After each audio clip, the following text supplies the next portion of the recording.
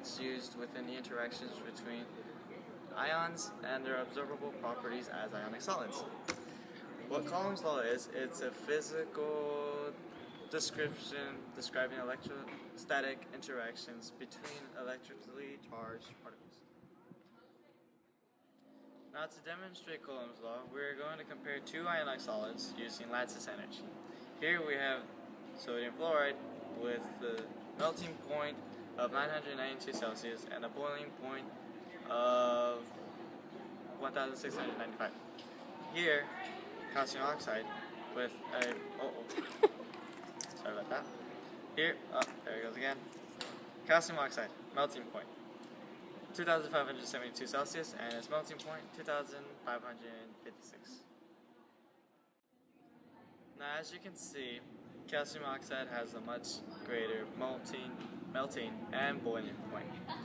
And with lattice energy, we can use that to explain the energy needed to separate 1 mole of a solid ionic compound into its gaseous state. Lattice energy can be determined by identifying the charges of the ions or the size of the two atoms. Lattice energy increases when the charge of the ion increases, and then vice versa. If the ionic charge is decreasing, so does the lattice energy.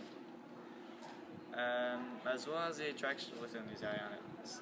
If the attraction is greater, the lattice energy is greater, and if the attraction is less, as well as the lattice energy. So in contrast, the bigger the size of the ion, the less the attraction there will be within those ions, meaning the less the lattice energy will be required to separate those ions. For our ionic solids here, lattice energy is determined by the charges of ions. Here, sodium fluoride has the charges of Na plus and F minus.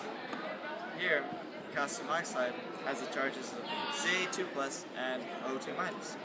Since calcium oxide has the greater ionic charges, that means that its radius is also smaller because of these greater charges, which also indicates a greater attraction within this ion. This greater attraction requires more lattice energy to separate these ions compared to sodium fluoride, where it isn't as greater compared to calcium oxide.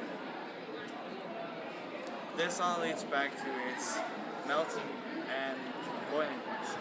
Earlier we discussed how calcium oxide had the greater melting and boiling points compared to sodium fluoride.